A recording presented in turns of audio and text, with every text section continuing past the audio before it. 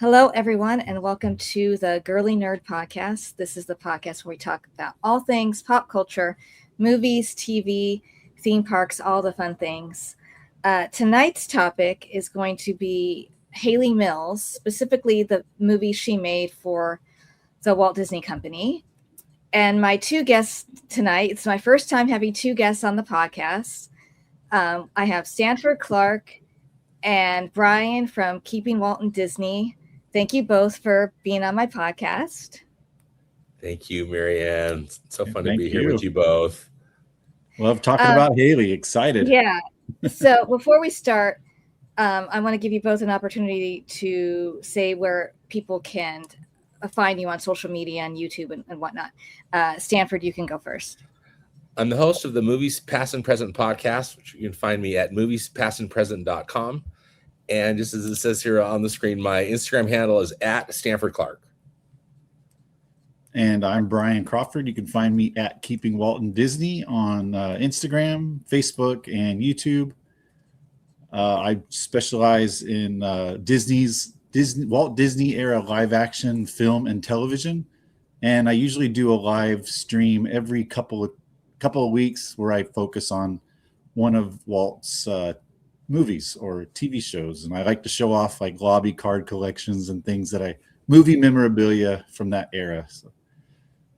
Awesome. Everyone go check them out. And I do want to give a special thank you to Brian because he recently sent me some things. I had won a contest on his Instagram, and I was so surprised when he added like these extra goodies. He sent me some lobby cards, and to add to, I already had, I have a lobby card collection. So he sent me some more, and that was just so. That is so cool.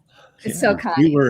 We were celebrating Hayley's 80th birthday, and I wanted to do a little giveaway. And I know you mentioned that you were a lobby card enthusiast, so I had some extra Parent Trap cards lying around. Oh my! And they're just like in a box in my closet, so might as well pass the fun along to Marianne because you're such a fan of this stuff, and I know you would appreciate it. Yes, I think you won a comic book. Is that? Yeah, it was a Pollyanna comic book. Yeah. Yeah. Oh, nice. Yeah, I tried to get to know a little bit about who wins my little giveaways, and so you mentioned lobby cards, so I'm like, okay, here you go. I appreciate it.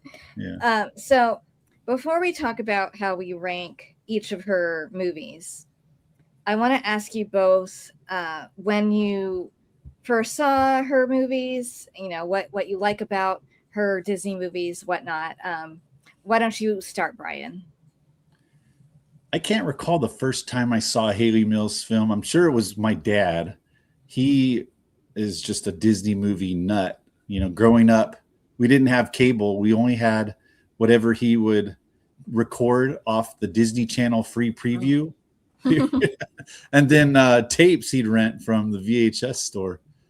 But I do recall seeing The Parent Trap a lot as a kid. So that's probably where I first encountered her, and like probably most folks, I think. But I just was drawn to her charm and like her believability, like her acting style. Like you can tell she genuinely enjoyed what she was doing in front of the camera.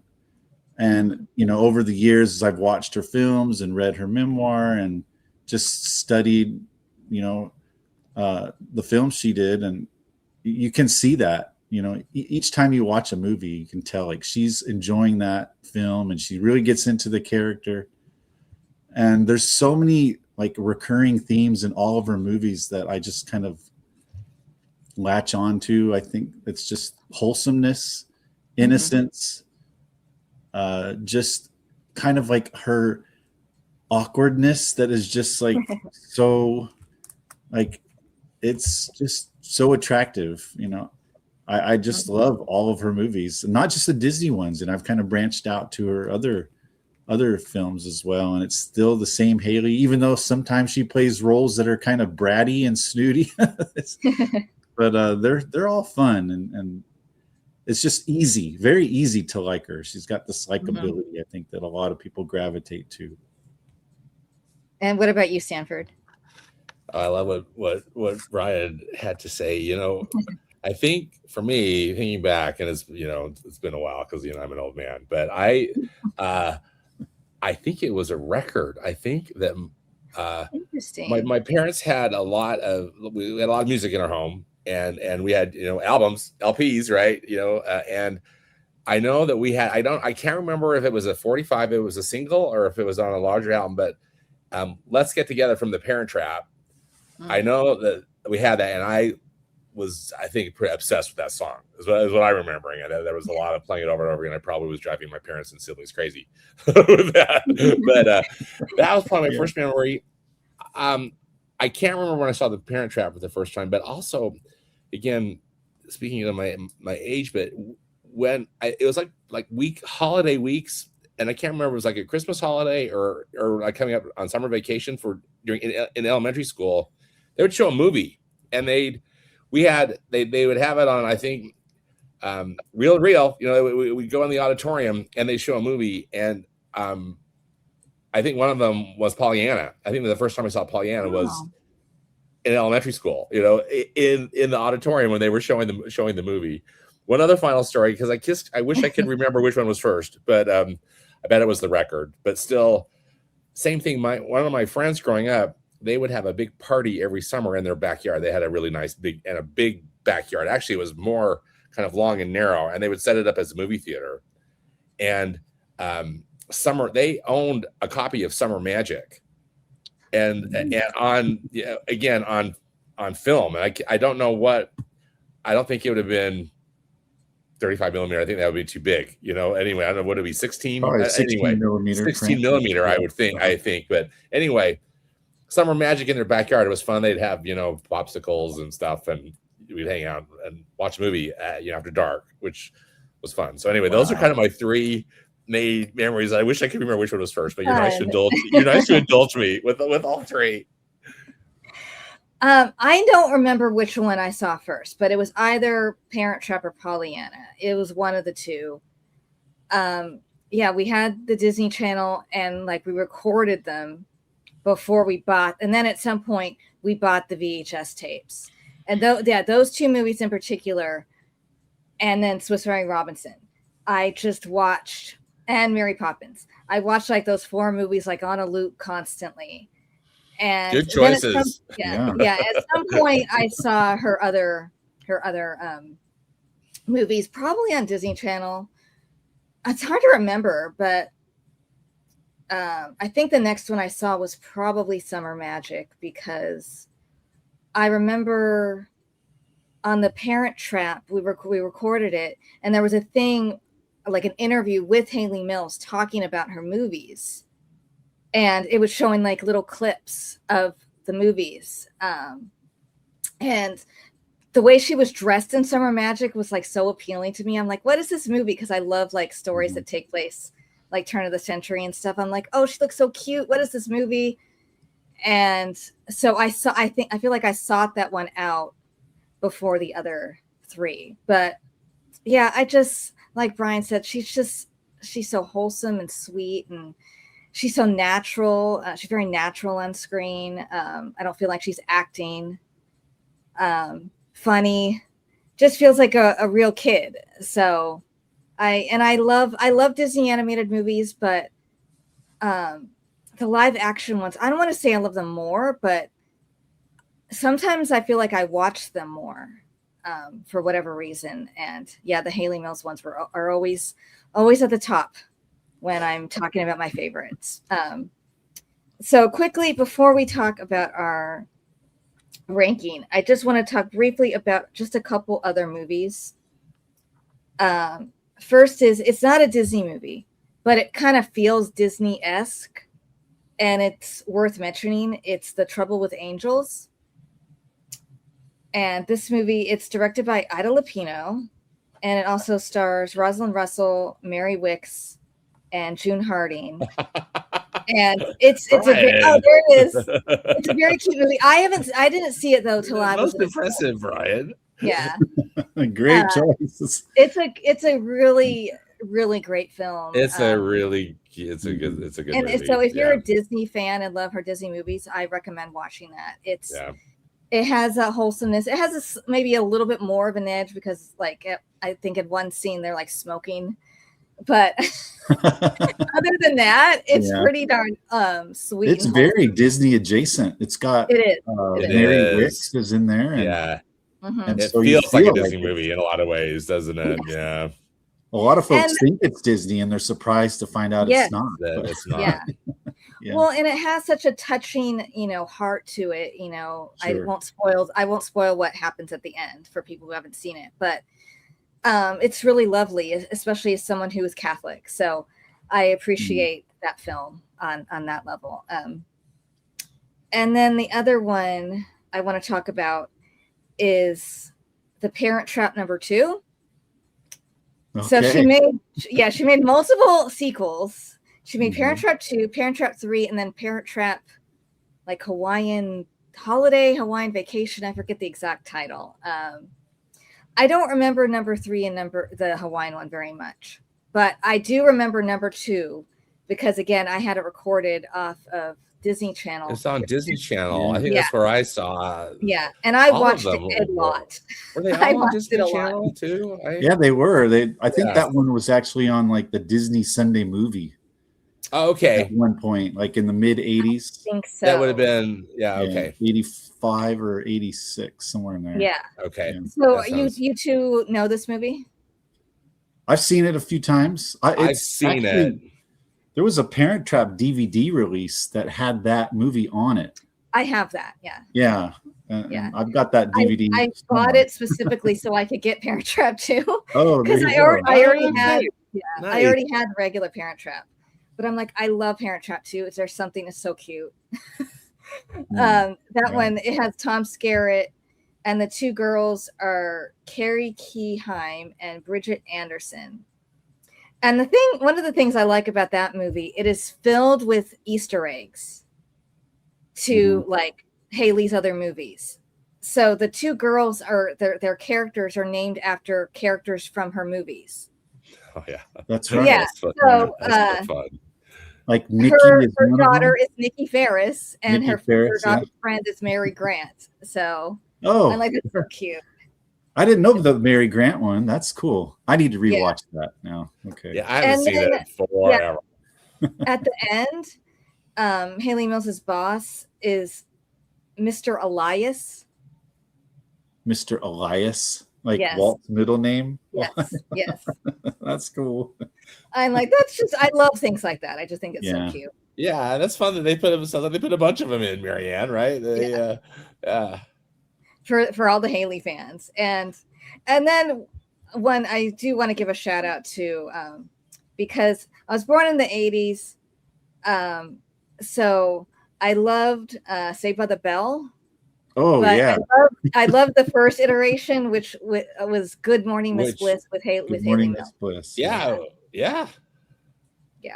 That was a cute show. It's, I think if I'm picking, I like the reboot better, but the original was really fun too, and Hayley was great in it. Agreed. Did you ever watch that? Sure. Yeah, I'm a big Saved by the Bell nut. I mean, I probably watched it every episode at least 10, 15 times. I don't know. Yes. When they used to re-air on TBS or WGN or something, like for years. Yeah. And I would watch the original was a Disney Channel. It was. Yeah, wasn't it? It was started on the Disney Channel, right? On NBC maybe. Well, coincidentally, I just bought Saved by the Bell on DVD, like the box set. Cool. And it was the first one that had Good Morning Miss Bliss in it. Oh, good.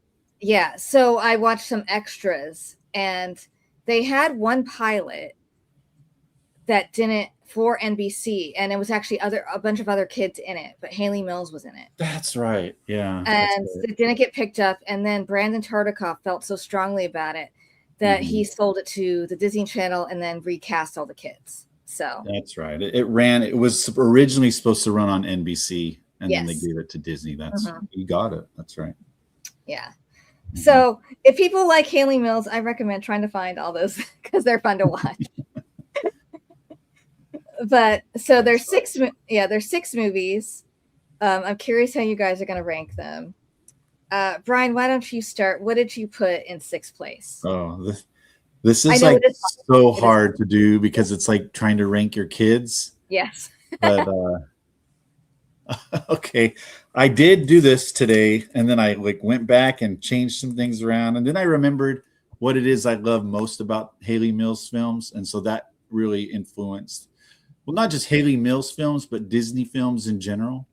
So I'm gonna start. Well, there's number 1, and then there's like 2A through 2E. Yeah, it's like every movie has to occupy a spot, right? Yeah. So 2E or number 6, and I've got the comic books for each of these films, so I'm just gonna throw the comic book up there for each one. How cool! So the first one is In Search of the Castaways. That might be some common between all three of us. I don't know. That was my number. Yeah, I've done this before, and most everybody picks this one last. But it's such a good movie. There's Mary Grant, by the way. You were talking about her. Yes. So we're not going to explain why I ranked them in this position. I'm just going to go through all 6. We're going to talk about it later. No, we can talk about why we like them. Oh, okay. Yeah. Well, I mean, In Search of the Castaways is number 6 because I like the other 5 better. Yes. Yeah. If you had to get real nitpicky about it, the storyline is a little disjointed and all over the place. Mm-hmm. It's not as compact or what's the right word? Sincere. Or it's everywhere. Like they're going everywhere. It's a film about 2 kids and a Frenchman trying to find the children's father, and they have like a clue, like a message in a bottle type clue that half of it is missing, and so the Frenchman's a scientist, so they like kind of rely on his intelligence to go globetrotting, so to speak, and try to find their father. But there's all sorts of adventures, but I mean, it's like I'm not going to talk about why it's ranked, like why I don't hate it. You know, that's not why it's number 6, but I love it for the music.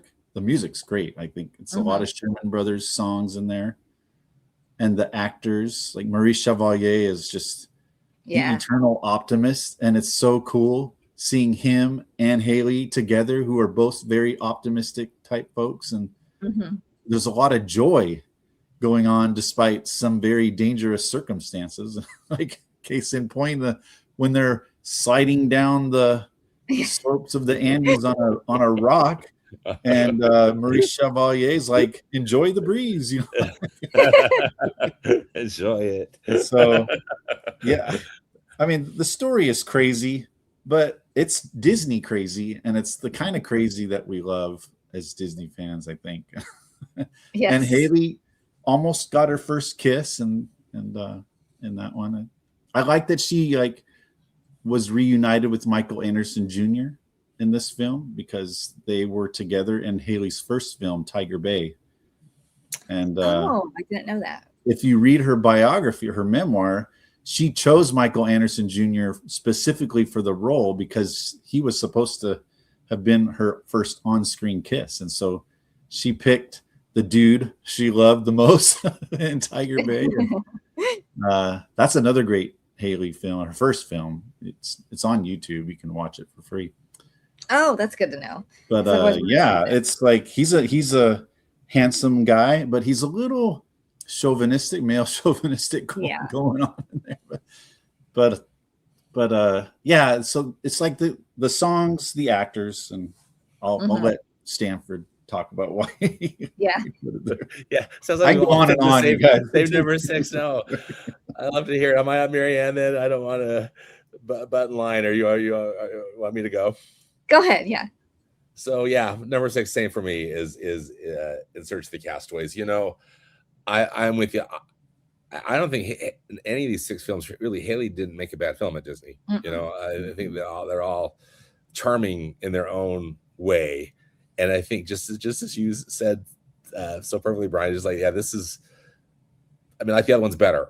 You know, it's just how it goes. But there's a lot to like. I mean, it's kind of a fun adventure. Although I'm with you, the plot seems very disjointed to me.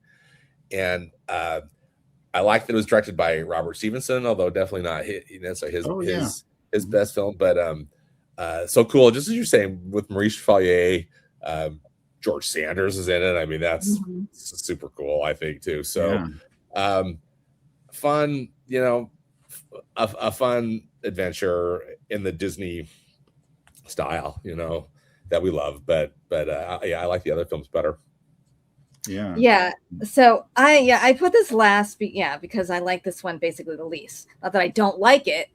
I enjoyed it a lot. I did watch it a couple weeks ago because I hadn't seen it in a really long time. So I'm like, I don't remember it very well. It's the one that I hadn't watched like multiple times. And as I'm watching it, I'm like, boy, this is all over the place. Like one bad thing after another, like that's like outlandish. And it's obviously stuff that's in the book. And it was based on a Jules Verne book. So it's just like one crazy disaster thing after another. And so, but I've just found that amusing. Yeah, they're sliding down the mountain, and then there's an earthquake, and then there's a fire, and then like there's a what is it, a cheetah or something in the they're in an ombu tree, and here comes a cheetah. It was a cheetah. I'm like, oh my god, Maurice Chevalier is making omelets in the tree. It's crazy. Right? And then they're captured by these people, and I'm like, wow, there's a lot in this movie. Yeah, but it's fun. It's fun. And Maurice Chevalier is great. And George Sanders. I love George Sanders. That's like one of my mom's favorite actors because he's got that great voice. And he's so good at being like a villain. And he's good in this movie. Yeah, so, absolutely. It's Shere Khan later. Shere Khan. Yep. Yes. Yeah. Well, you got to mention Wilfred Hyde White too, who's in this. Oh yeah, that's right. Yes. I can't remember his character name, but he was in My Fair Lady. Like, by George, she's got it. Oh, that's right. Yeah. Yeah, he's good too because he doesn't take anything like seriously. It was pretty funny. He's as corny as the movie is. Yes. He played Lord. Just looked it up. Lord Glenarvan. I'm not sure. I'm Glenarvan, right. yes. Glenarvan. That's right. Glenarvan. Yeah. Okay. Yeah, right. So it's her the least good, if that's a nice way of putting it, basically. Yeah, that's still something good. Interesting that we all picked that as maybe now there'll be a little deviation, right? From our perhaps, list, perhaps. Okay, so then Brian, what do you have? Number 5 is, and I'm probably going to get a lot of hate for this, but it's like 2D. Yes. But That Darn Cat is number 5 for me. Okay. And when I explain what my top 2 are, you'll understand more why I put That Darn Cat hard. number 5. But well, I love my this top movie 2 are too. like tied. Yeah, my top 2 are basically tied, but it's like I got to pick one or the other. So. Yeah, I mean, it's like That Darn Cat is a spectacular Disney comedy. It's like, again, you've got this cast, the supporting cast just kills me. Like Elsa Lanchester, the nosy neighbor, William Demarest, who just switches off his hearing aid when she doesn't want to hear him. And then Richard Deacon, the drive-in theater. Yeah. I love Richard Deacon. Oh, he is just one of my he's great. And is it Roddy McDowall? Yeah, Roddy McDowall's in it. the love interest of Dorothy Provine, who's had another Disney film, Never a Dull Moment. If you've never seen that one with I haven't seen that one. Highly recommend that one. Yeah, super fun. And then of course, I mean, this is I can't. It's like number 2D. Like I said. Yes. I mean, Hayley Mills and Dean Jones in the same movie. I mean, that's number 1 for a lot of folks. And I have one of my best friends. It's his favorite film, Hayley film, because it's a comedy, and he gravitates towards Disney comedies. And I've always felt that this is kind of the changing of the guard film, live action film for Disney. It's Hayley's last and Dean's first. And there's some little bit of romanticizing there going. I mean, Hayley wears that red that red outfit, goes in. She has her hair done up in that neat little bun. I guess kind of like the picture here, right? I think that's her hairstyle. Love it. It's just a cat going that they use as an informant to track down some kidnappers, and Dean, and there's hilarity, and it's just a laugh out loud film, and it's good. But I put it at 5 because there are just 4 that I would turn to more than that darn cat. But I just watched it too the other day. So funny. Now, Stanford, where did you put that darn cat? I have that at number 4 for me. Okay, and I put it at 3. Okay, yeah. And actually, I agree with all the stuff that you're saying about it, though, Brian. I think it's a fun comedy, and just you bring up that's a great point about the changing of the guard. Also, I just thought it's fun from this perspective to see Hayley Mills in kind of more of an adult role. You know, for me, I found that appealing.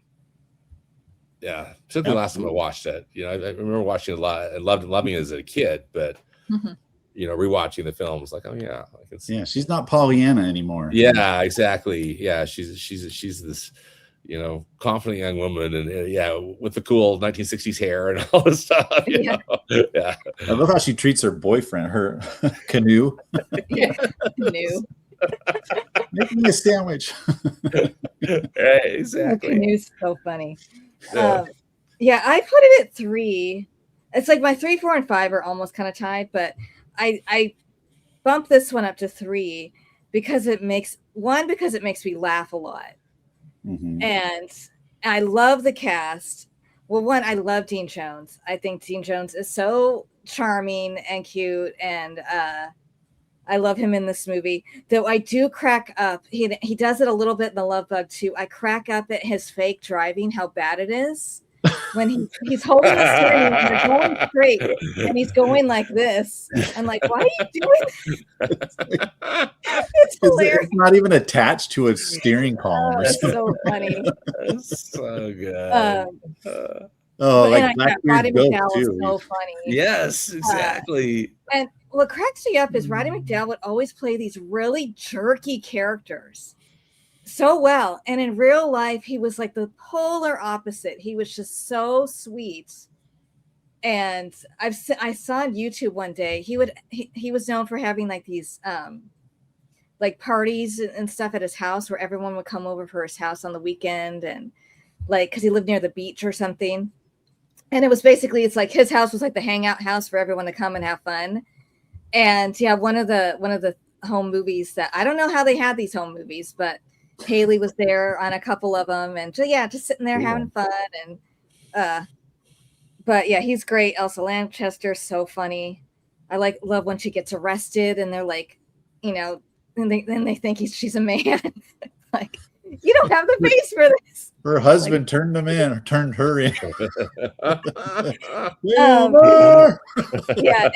Canoe, she's like, exactly. Canoe, can you what? I'm like, no, Canoe's my boyfriend. I love when he's following her when she goes to see Ed Wynn, and he's like trying to be conspicuous. So yeah, you really look inconspicuous with this raincoat and a pipe and this weird hat, and but I think Ed Wynn is a small little part is maybe the part I crack up at the most when he's talking about my niece from Mexico. Yes, so funny. But aren't we so happy that those two got together and did a scene? I know. Like joy right there. I know it is. It's pure joy. Yeah. But the other thing I really like about it is that the serious part of it doesn't feel cheesy or corny. It feels very real and grounded, and the actors that play the bank robbers, Neville Brandt and Frank Gorshin, who went on to be the in Batman. Who was he, the Riddler? He was the Riddler, right? Yeah. And he's a little manic Riddler, in this yeah. movie, kind of he's like practicing for the Riddler a little bit. They're menacing and scary, and you definitely feel their threat. So that's what I liked about it. It didn't feel like they were just like bumbling crooks or something like that. It felt really very real. So I think kudos to this movie for balancing the two tones really, really well. That's a great observation. Yeah. I forgot to mention the soundtrack, the music. Yeah, it's great. It's so good. I think it's is it Robert Brenner? Yes. Okay. Yes, I wrote that down. Did the music. And I mean, it's just that classic. Whenever DC's out prowling, that theme. Yes. It's I like love it. So good. It's like very like FBI-ish, you know. There's a mystery. It's like Scooby-Doo. Yeah, and I'm glad you brought that up too, because the music elevates it, I think. Yeah. And then the music they chose, like when they're at the drive-in theater, that whole like surf movie genre that was really popular at the time. And yeah. Oh, that drive-in scene is hilarious. Yeah. It's so funny. Yeah. So Sanford, what did you have at 5? So at 5, I have the Moon Spinners. Okay. And again, I don't dislike this film. You know, it's just I like other ones better. For me, I really love all the location shooting in the Moon Spinners. I think that's one of my favorite things about it. And again, a fun adventure movie, which I think is a little more successful as an adventure movie than In Search of the Castaways. That's why I put it up a little higher. But I still, though, not necessarily my favorite Hayley Mills film. Again, I don't dislike it at all, and I think I like the romance and I like the action, and I particularly just again love the locations here, the setting, you know, of it. But anyway, I like other ones a little better, you know. But anyway, that's my 5. I have that at 4. Where did you have that, Brian? The Moon Spinners. The Moon Spinners is number 3 for me. Okay. Yeah, it's just one of those. It's a great escape film, and yes, it's such an escape. Perfect. You know, I'm stuck. Like during COVID, COVID is when I really first really got into this movie. I read the book by Mary Stewart, fantastic book, and it was just like, I can't go on vacation anywhere. Let's go to Crete via Hayley Mills. Let's have a vacation here. Yeah.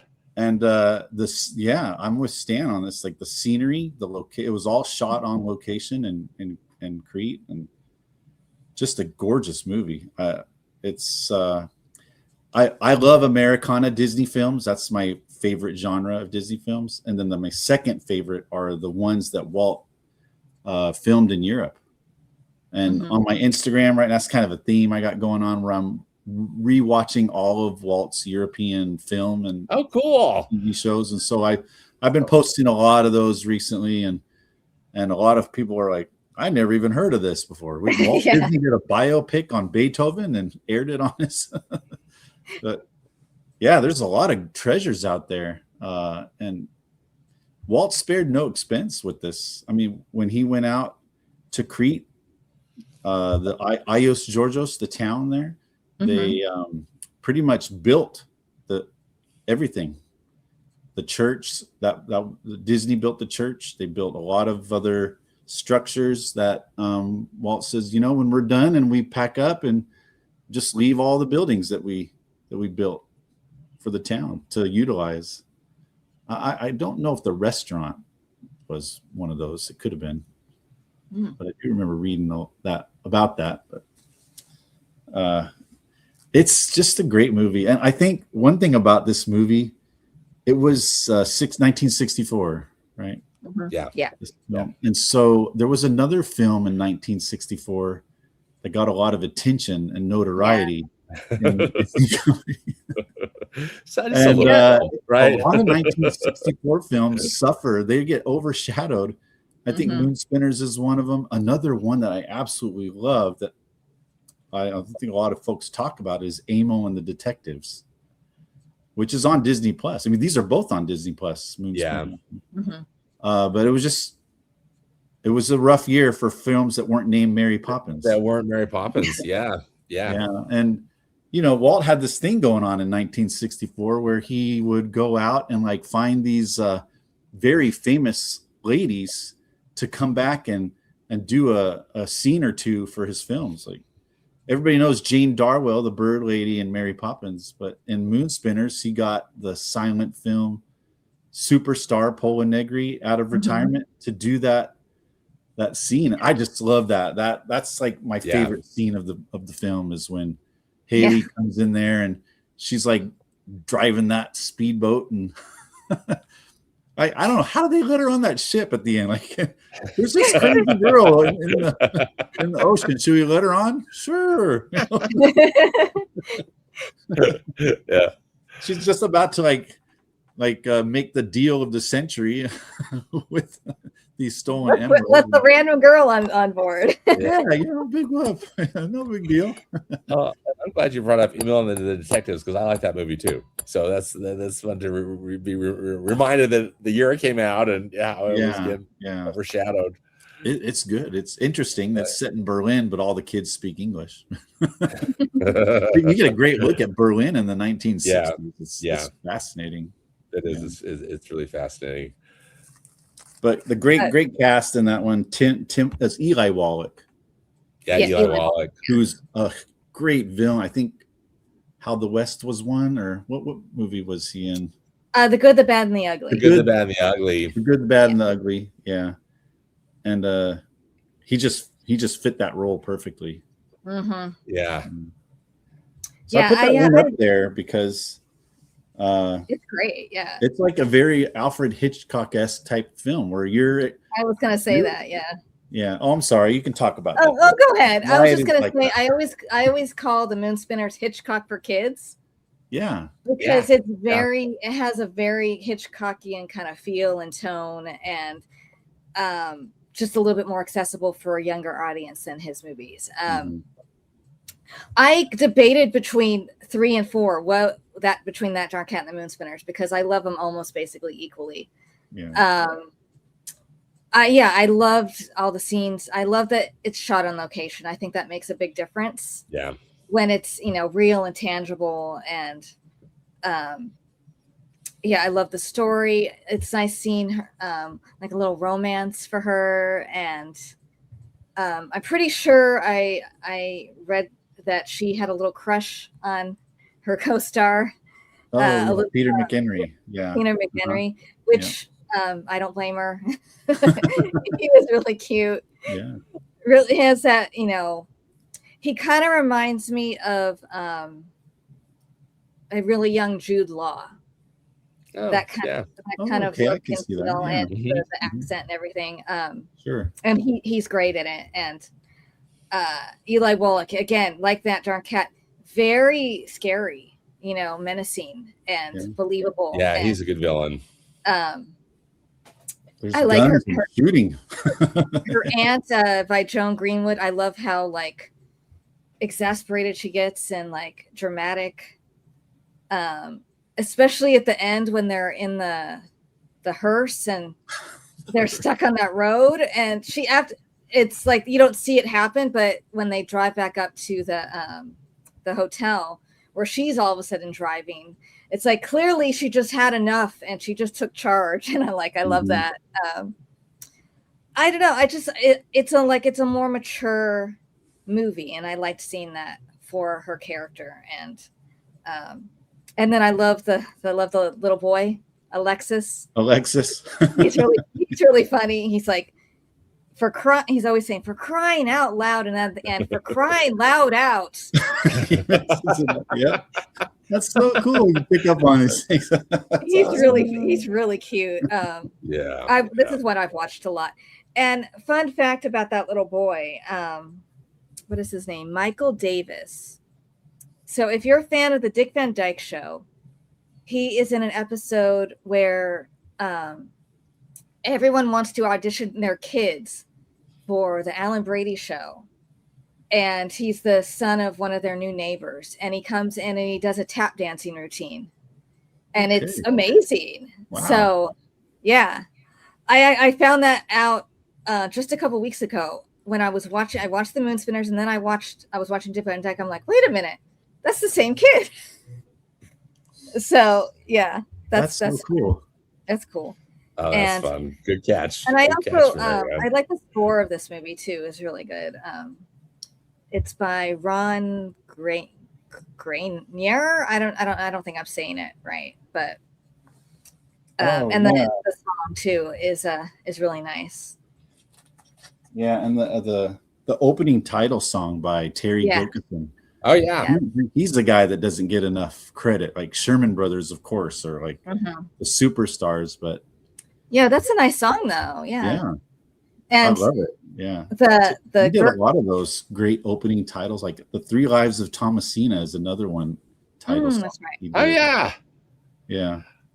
And then you should never forget though that he wrote The Bare Necessities in Jungle Book. Like that's right. I forgot song. That. And everyone thinks the Sherman Brothers did all the music. Yeah, but it's not the Sherman Brothers. Yeah.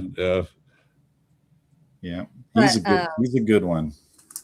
And the Scarecrow of Romney Marsh, he wrote that one too. Though. Oh yeah, right. I haven't seen that one.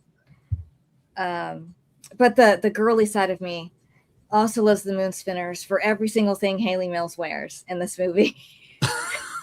I want every single one of her outfits. I think they're all so cute. When I'm wearing like a pink shirt, kind of like what she wears in the movie tonight. I always try to match. I always try to match my outfits for my podcast. Cool. Sort of. I don't always do that, but if I have something semi-appropriate, I'm gonna wear it. So, are you gonna do the twist now with? No. It's like how should we shatter tradition? Yeah. And let loose in the middle of a Greek wedding. Oh, I'm glad you brought that up because that scene at dinner is so endearing. Yeah. When she looks genuinely like nervous to talk to him. And I don't know if that's her acting or if it's just her. Because she was smitten like by Peter's good looks. I mean, in her memoir, she talks about it. Okay, yeah. It's probably a little bit of that first kiss scene in the back of a hearse. Yes, yeah. So that's her first on-screen kiss is in this movie. Yeah. Now, do you know why, Brian? Do you know why it wasn't in Search of the Castaways? I think I remember reading something about it. It just didn't fit the script. I think there wasn't a whole lot of romance leading up to that, to a kid. There was no place to put in the kiss. I guess kind of right at the end where they're like, you want to go see the Southern Cross in the sky. And because he was kind of a jerk to her in multiple scenes in that movie. And I think is it Robert Stevenson just felt like, you know what, she's still a little too young. Mm-hmm. Maybe her parents had something to do with it because you know how protective they were with Hayley. Yes. And especially there were so many movies they wouldn't let her do, like Stanley Kubrick's Lolita and things like that. Yeah. I don't know. It's interesting, but I'm glad it was with Peter in the back of a hearse because that's just so awkward and corny. It kind of sums up her whole time with Disney. But I think it's those things that really draw audiences to Hayley and make them fall in love with her. Like that whole scene with Pola Negri where she's dripping wet and she's just going on and on in her classic, she's just kind of sputtering nonsense. It makes sense, but Pola Negri's like, have a drink. You need a drink. And she's like, you're the girl from those stories and I'm the Mart chair. Yeah, that's right. She is kind of nuts. Yeah. And I'm glad it was in the Moon Spinners too. I want one, because in Search of Castaways character, that's the one thing I wasn't crazy about was he was kind of chauvinistic, and the character in the Moon Spinners is much better guy. You're right.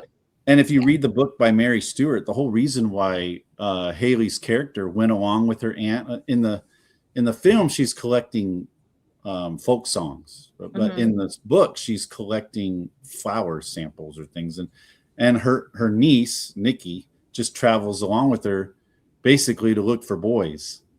So that's her whole premise for traveling around with her aunt. And you kind of see that in the beginning of the film when they first check into the hotel, and she's all so concerned about her appearance and how she looks, and then she throws on that pink dress that you're wearing, Marianne. That's so cute in that one. But yeah, I think the last thing I'll say about this is the how we experience the film along with Hayley. Like, we're not given what's going on. We don't have that God's eye view like a lot of mystery films do. We know everything. We're omniscient, I suppose. But in this film, you're not really. You're just kind of experiencing, learning along with Hayley, like what's really going on. And we don't find out what's really going on until they're in those temple ruins with all those cats. Yeah. and Peter opens up to her about, Stratos and why he's trying to kill him. I'm glad you bring that up, Brian, because in a lot of ways, I feel like this is almost like the most, for lack of a better word, like mature film that she's in. As far as, I love too, Marianne, how you classify it, Hitchcock for younger viewers, right, or for kids, right? Because it is. It's and that's one of the many things I like about it too. It's, I mean, for American audiences, it was totally new, but for European audiences, they're kind of used to this. They're used to that. They saw Tiger Bay. They saw Whistle Down the Wind, where she's very serious. And then another film that I highly recommend, if you've never seen, The Chalk Garden. She's in this with Deborah Kerr and her dad. Yeah. She is I want to see that. The opposite of Pollyanna. the polar opposite here. Highly recommend it. So that was the kind of Hayley that the British audiences were. They latched on to that and loved it. For us, what do we have? We had Pollyanna, Parent Trap, and Castaways, and Summer Magic, where she's a little goofy, sometimes serious, but I don't know. It's just, I like that side of Hayley, and it's just a great movie, and so that's why I had it at 3. Yeah. Each one of her movies deserves their own podcast episode. Yes. So at 5, is where I have Summer Magic. But like I said, 3, 4, and 5 are almost tied. I mean, it was really hard to pick. So that one, that's from 1963. That one is Like the Moon Spinners. It's directed by James Nielsen. And this one has a terrific cast. I mean, it has Dorothy McGuire, who's the mother in Swiss Army Robinson, and Burl Ives, who I love, Deborah Wally, Una Merkel, who was in Parent Trap with her, Eddie Hodges, Michael J. Pollard, Peter Brown, James Mathers. Not, some people think it's the kid from Leave It to Beaver. No, it's not Jerry Mathers. It's his brother, James Mathers, though they do look a lot alike. They have a similar, And he's so cute. But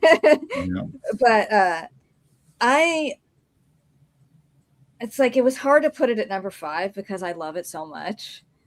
But it's like, I don't know. But it's like I said, I think it was probably the third Hayley Mills movie I saw. It's either that one or That Darn Cat. I don't remember, but I love movies that take place in this time period, like early 20th century. Right. And I love all the songs. So this is, again, great Sherman Brothers music. And this music, if you've ever been to a Disney park, you are familiar with this music because it is played on Main Street. Particularly the song Flitterin' is played constantly on Main Street, and it's a cute song. And nobody knows the movie it's from. It's true. Exactly. I know they have no idea, a lot of them. Because a lot of people don't know Summer Magic. This is one that is not on Disney Plus. I don't know why. It's terrible that it's not. Totally missing. I don't really get Disney Plus sometimes. But so it's such a sweet uplifting, heartwarming story, because Burl Ives' character is just like the sweetest person on the planet, basically, doing all these things that isn't technically allowed, but he's just like, he just cares so much, and just, he's like, this family deserves, to live here, and no one's living here, and Burl Ives, I've said this before on another podcast. Burl Ives in this movie reminds me of my grandfather. Oh, see, sentimental, right? Yes. Wonderful. So, my grandfather, he didn't look exactly like him, but he was sort of like same kind of body type, and he loved to sing, and he was a sweet person. So, yeah, he reminds me of my grandpa. And one of my favorite Disney songs of all time is On the Front Porch. Oh. Yeah, that whole scene is so lovely and sweet, and I believe that's Robert Sherman's favorite song that he wrote. Okay. Yeah. But yeah, just sweet, very wholesome movie. The only thing that knocks it down a little bit, but even though I laugh at it, is that femininity song. It's ridiculous lyrics, and I'm like, this is terrible advice. Or they're like, hide the real you. I'm like, no, and like, don't talk. And in order to catch a man, you gotta be quiet. Don't let him see the real you. I'm like, this is not good advice. I don't like this, but I do let them get away with it, because at the end, when Mr. Hamilton comes and escorts Nancy into their dance, she doesn't do any of those things she was talking about. She's talking and talking and showing her real self and just jabbering away, and he likes her, so that's why I give him a break for that silly little song. But yeah, I love Summer Magic. I love the like I said, I love all the things she wears, especially in that like garden party, that little sailor thing when they're playing croquet. I'm like, it's so cute. And I love all the other kids too. Eddie Hodges is such a talented kid, playing the guitar, playing the piano. Another one who had a guest starring role on Dick Van Dyke show. Really? I need to watch that. Yeah, he was a talented kid and very cute. And then the little boy, the youngest, was so cute with his little sheepdog, and it was so destructive. And of course, Deborah Raleigh she's so beautiful and sweet, and I love her character's arc. How she's so snobby.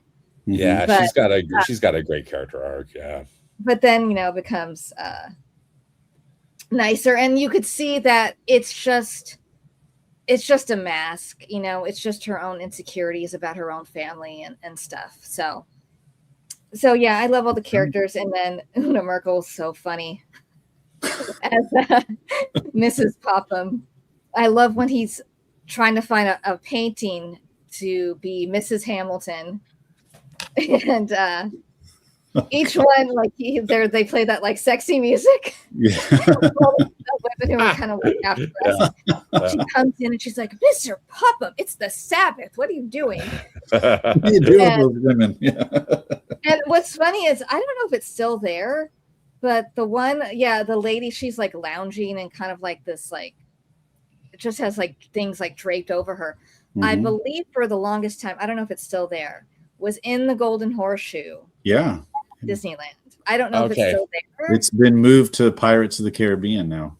Oh, okay. And I believe it's right after it's like the pirate ship where the skeleton, he's at the helm. Okay, I'll look for it next time. They're playing chess, the stalemate chess, and then it's hanging up. Okay. Yeah. Okay, I'll look for it. They painted her hair more red because there's ties to her being actually red. Oh, interesting. Yeah, okay. That's just what I've heard. I don't know. There's so many fan theories out there. Right, exactly. You wonder what's actually true. Yeah. Sometimes you wonder, yeah. But that's cool that that's one of the greatest Easter eggs of the film, is that that was the actual painting from the Golden Horseshoe. Like yeah. And I believe not on Disneyland, but on Main Street in Disney World, one of the windows says like Popham's like Mercantile or something like that. Emporium Proprietors, Osh Popham. Okay. That's cool. Okay. And another thing, people walk by and probably don't know what it is. Right. But I love that they do those little touches and stuff. It's up to us to march down Main Street when we hear Flittering. Yes. To shout out, I love Summer Magic, and people look at you like, what? It's like, you don't know Summer Magic? It's our job to educate. Yeah. Really, that's the whole premise of my Instagram handle, and that's to educate folks about these films. So that's what I love about your channel. Live on. Yeah. They're I don't ever want these to fall into obscurity, and Summer Magic and Castaway are two that might, because for whatever reason they're not on Disney Plus. And I don't understand why they're not, because I get sometimes there's like licensing problems, or if there's like a duality kind of thing with the studios, or something with music or something. But I don't understand why this one would not be on there, because it's Sherman Brothers music. It's Buddy Baker score is a big Disney person. Hayley Mills, Burl Ives, Dorothy McGuire. There's literally nothing that should prevent it from being on there. Yeah. Yep. And it's just a great shame. So anytime someone so dear to my heart, also with Burl Ives, is not there. Yeah. Which is like, that's basically Walt Disney and Marceline. That's it's like Walt as a boy is little Bobby Driscoll running around. Yeah. But perhaps the Burl Ives estate has something to do with that. Has something to do with that, possibly. Yeah, good point. Yeah, I don't know. I never that's thought my of that. theory. And I've chatted with Burl Ives' granddaughter on Instagram a couple times. wow. And I've not brought that up. I don't. You have to be very careful when you talk about when you meet up with family members of these folks. And they're grateful that you're posting about their grandpa and this and that. But do you really want to start getting into like? No, because there's some sensitivity, royalties and money when that gets involved. It's very sure. Yeah, I never thought about that. I do. That's why anytime I watch it, I post about it. I always encourage people to buy the DVD. I'm like, go buy the DVD. I don't care if you don't have a freaking DVD player. Go buy a DVD player. They're not expensive, because you can't, like I always say, you cannot rely on streaming to have everything. Exactly. And physical media. And you can still find it, and it's not that expensive. I don't know if I think I looked for it the other day on eBay, and it wasn't expensive. Like some movies are, though. Not to go off on a tangent, but there is a Disney movie I love that's not on Disney Plus, and it's because it was Disney and Amblin Entertainment, and I'm guessing that's why it's not on Disney Plus, because it's the dual, production. What's the name of the movie? It's called A Far Off Place. Oh yeah. With Reese Witherspoon, and it's a great film. Oh, yeah, that's right. Yeah, and it's like out of print now on DVD, so you can only find it on eBay for like astronomical amounts of money. People are working. And mine stopped working, and I was like, oh no. Oh no, they're like charging like $60. I'm like, I'm not going to spend $60 on a DVD. But last month I found one, and I think it was like $23. So I'm like, okay. 23 I can justify in my head, and I bought it. And good for you. I'm glad you found one. That's cool. But, I have these conversations with folks all the time. Do that and get things while you can, just in case. It's true. Yep.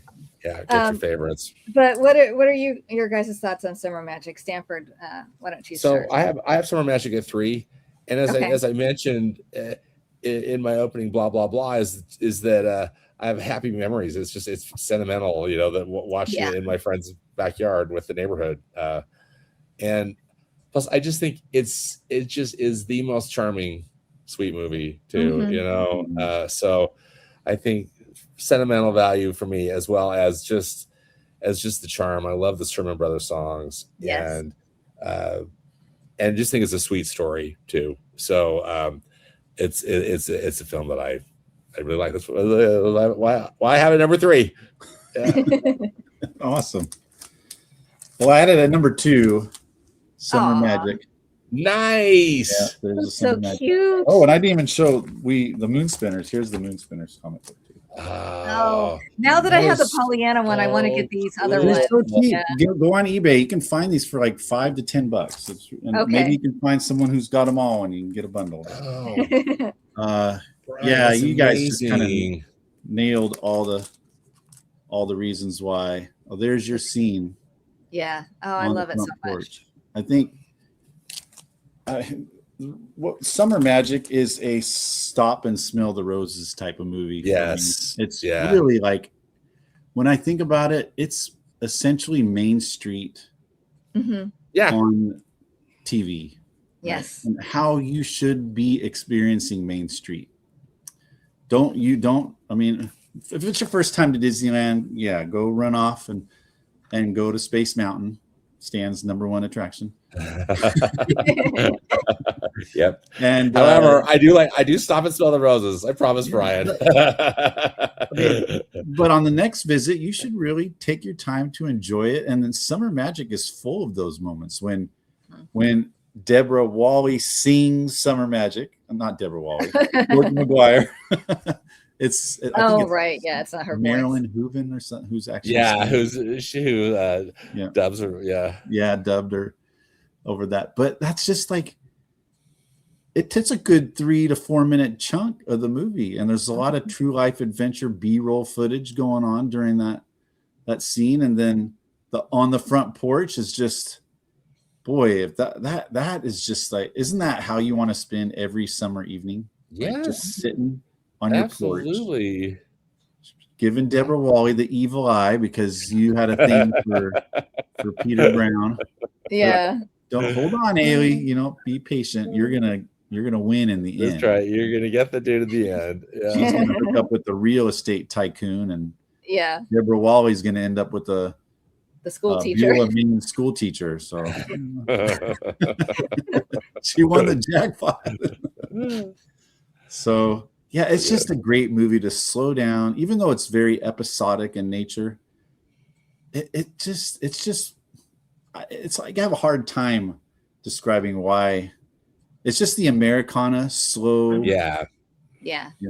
movie that I just love. I there's so much that commands our attention these days, and even with the movies that they come out, like, it's just, there's so much scene shifting and from one story to another, this and that. You have a hard time. Frenetic editing and all the stuff, right?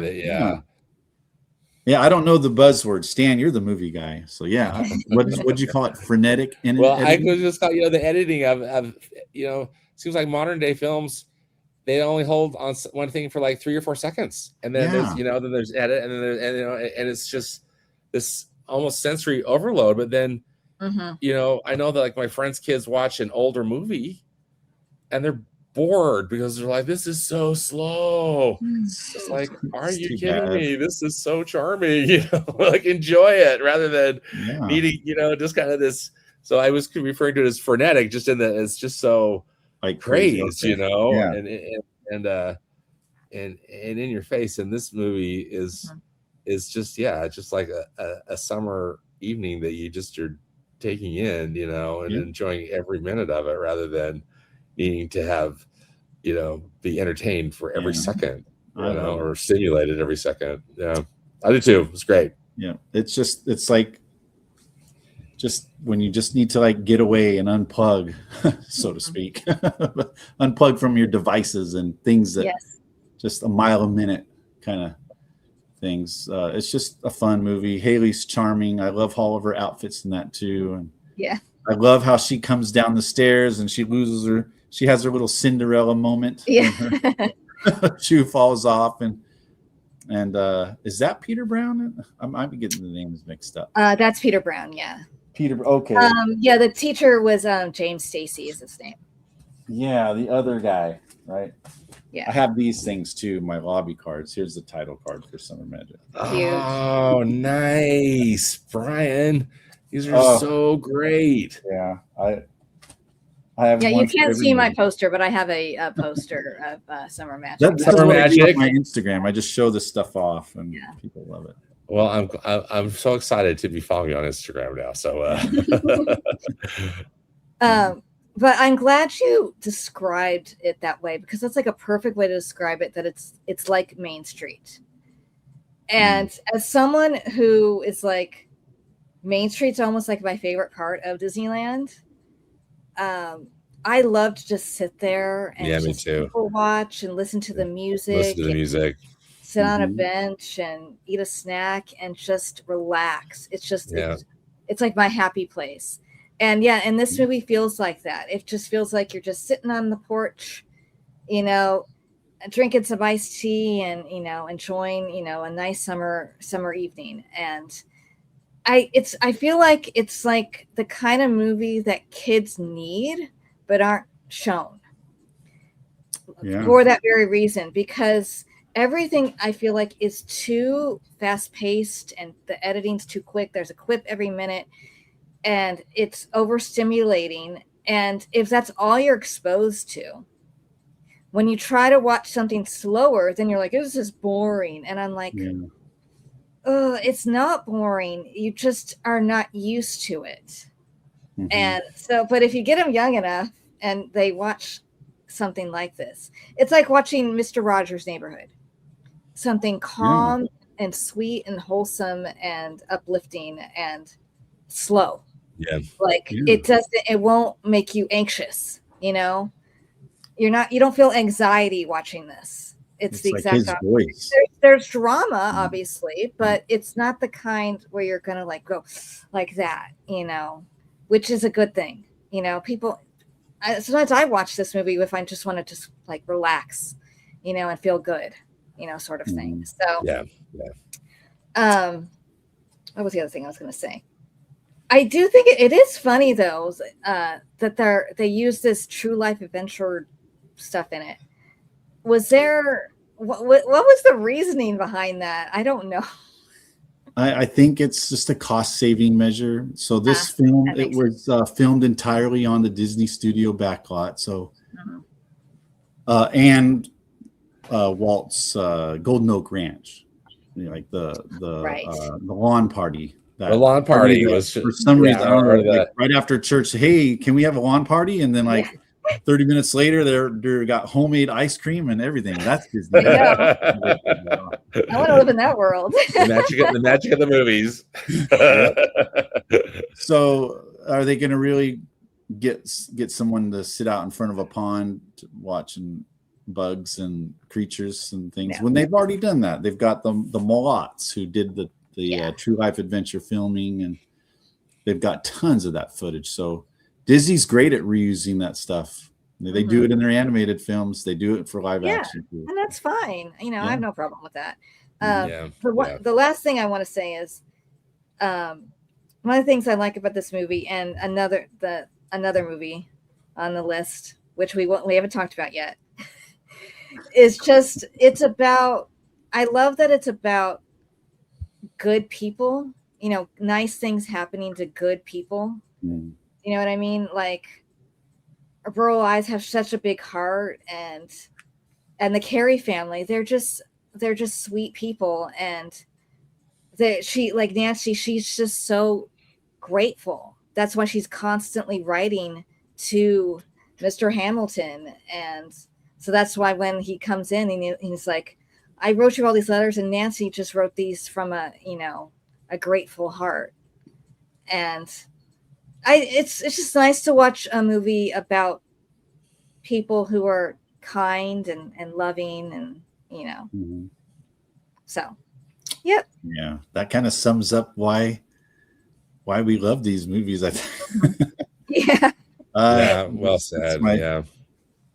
I would rather, it's funny to say this, but I think I'd rather sit at home and watch Summer Magic or Parent Trap or any of these movies than spend a day at Disneyland sometimes, because I just find so much joy and comfort. But hey, Disneyland's great too. Yes. Yeah. It's just different. Yeah. You're right. Yeah. It's different. Yeah.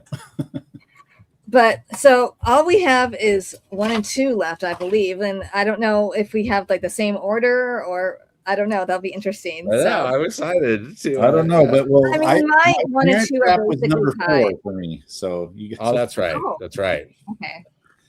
But yeah, I feel like kind of lost where we were. So I guess all we have I left guess is are we Parent up Trap to- and Pollyanna. Yeah, so, Parent Trap and Pollyanna, right? Yeah. The last two. So So Parent Trap was number 4 for me, but I feel like you're probably Marianne. You're probably gonna do this one. yeah. Oh well, if more that's not your number aggressive. 4, we could talk about that. It's my number 1. I put it at 1. Yeah. Parent Trap is the number 1 for you. Yeah. Yeah, me too. It's my number 1. Okay. Yeah. Yeah. It is for most people for all the great reasons. But it's so close. It's so close. I mean, it's just like it's like what you said, like 1 and 1A or something like that. I know. I love how you classify those, Brian. Yeah. I can't believe it's like I know Parent Trap is 2C for me. Yeah. But Well, since you have it at 4, you can. Why don't you start? well, the only reason why it's there it's because the Moon Spinners, Summer Magic, and Pollyanna are ahead of it. Summer Magic and Pollyanna because I'm more of an Americana type fan. Yeah. That's why. And then Makes sense. between the Moon Spinners and the Parent Trap, people are probably going nuts. How can you like it's not that I like the Moon Spinners better than the Parent Trap. I just find more pleasure in I can escape with the Moon Spinners. It's just one of those great movies that just I love. But Parent Trap, I mean, whatever Hayley Mills film I'm watching at the moment is my number 1. Parent Trap is outstanding. It's like David Swift, the director who did Pollyanna and Parent Trap, just a miracle worker he was. Like it just the story is, I mean, do you know Parent Trap's running time is almost 140 minutes? Like it's over 2 hours long. Over 2 hours long, but it never feels like it's feel like that long. It's I just know. It's the so movie true. flows. It captures your attention, your heart. I mean, David Swift, he made you care about those girls like in the first 15, 20 minutes. Like talk about major nostalgia for folks like Camp Inch, summer camp, girls camp. The boys are invited over. There's a dance, the music. You got Annette and Frankie singing the title song. It's like it's mega nostalgia overflow, and it's. I mean, when Hayley, there's so much good stuff. They find out they're like, who the nerve of her coming here with your face, and then they find out, that they're sisters. That moment when when they're in the isolation tent, and they talk about the they have the same birthday, November 12th, which is, here's a little fun fact. I've been in conversation with David Swift's daughter, Michelle Swift, and she just out of the blue, I posted a video about her dad on Instagram, and she saw it. And she wanted to talk with me. And so we chatted on the phone just the other night. That's her birthday, November 12th. Oh. So that's why that's in there. I didn't know that at all. And nothing, I've read so much about this movie. And it's just like, wow. And I'm kind of, she's very like, she doesn't like to, I've invited her to come on to my Instagram live and chat about the movie because she has got some great stories, but we're going to have dinner next week. I'm going to be out in LA next week. And so, I'm hopefully that's awesome. Convince her. Have to take her out to the Tam O'Shanter or something like that. Yes, absolutely. Yeah.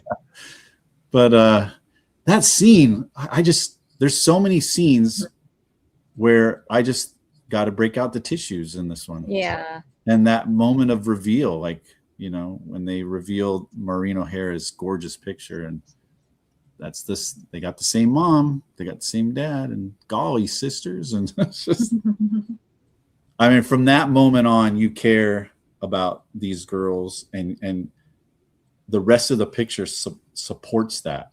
And it's just, there's so many great scenes. And I mean, I can go on and on, but I love Leo G. Carroll, you know. Yes. He's So probably my favorite in this film. He's just like when he, you know, I don't want to give too much away, and I know I want you guys to talk about your thing, so I'll just say it's so awesome, and I'll just chime in a little bit when you guys. Okay. Because I can go on and on. Yeah. So Brian, what is your number 2 then? Remind me. Sorry, you probably already said. Number 2 is Summer Magic. Summer Magic for you. Okay, Yeah. That's right. Thank you. Yeah. Mm-hmm. So you could go ahead, Stanford. So what are your thoughts? So love The Parent Trap again is my top film of Hayley's films. And part of it, I think, again, sentimental is because I loved Let's Get Together. You know, that song that I would listen to nonstop at home on the family record player. But I also, you know, as an adult, I'm really in awe of the filmmaking because I think it's so flawless how the magic that they did to have Hayley do 2 performances, you know, the way on the screen. And she's so good, you know, I think because she's more than just the wig or whatever she was wearing, you know, or the hair length or whatever was going on. I thought she was so charming as those sisters. But then also, I think part of it, I have a huge crush on Maureen O'Hara. I adore Maureen O'Hara, and she's so great in this film. I think she's just, you know, so beautiful and just a great performance, you know, that she gives. And then I've always loved Brian Keith's character, you know, the home. Yes. That house is like it was like dream house as a kid, thinking, wow, you know, it's so beautiful. I love the set design, you know, the production design of it. I think is really is tremendous. That's Zorro's hacienda made over. Right. Right. People think it exists somewhere. It's like, no, it was all on the back lot. it was on the back lot. It was a set. But I wish it was real. I know, right? Yeah. But Joanna Barnes, you know, plays Vicky, Brian Keith's girlfriend. So she plays the most despicable character, right? She's great in it.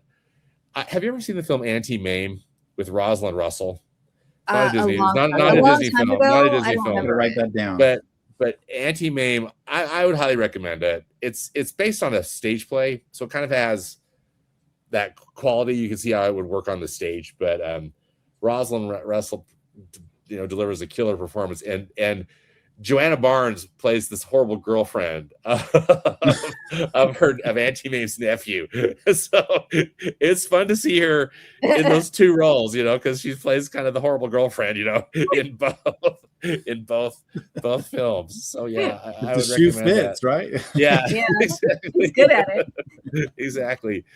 But I also just as a shout out, if I'm not mistaken, Bill Justice, who was I think an animator or at least an artist of some sort at the Walt Disney Studios. If I'm not mistaken, he's credited with doing those that stop motion animation at the beginning of the film, and Xavier Atencio's the other guy. Xavier Atencio was involved with that too, right? And then a couple of those puppets, if you want to, I think that's what would be. I hope that's what you would call them. Is there a better name for them? I'm not. I think they're puppets. Yeah, I'm not sure, but they were on display last time I don't know if it was last time, but in the Walt Disney Archives on the Walt Disney Studio lot when I did one of those tours. They had them on display in that reading room there. So cool. Yeah. So that's cool, you know, just to see that those are still, you know, in existence, and that's how I think those opening credits are super charming. If I can just one thing, there's a show on the Disneyland Anthology. It's called Title Makers, which shows there's that and there's a rag, a bone, and a box of junk. Those are 2 episodes that show that stop motion, and you see Bill Justice and Atencio maneuvering the puppets. And Title Makers is another one where you can see that going on, and you get to see Frankie. Is it Tommy Sands? Yes. Is it Tommy Sands and Annette that sing the? And they sing the opening credits song. Yeah, you get to see them sing that song in there. It's really cool. Oh, that's so cool. I need to watch probably that. have seen that 100 years ago. My Brian, YouTube channel is all about. Okay. Excellent. Yeah. So it's fascinating. Yeah, I'm glad you brought that up because that's terrific stuff. Yeah. Yeah.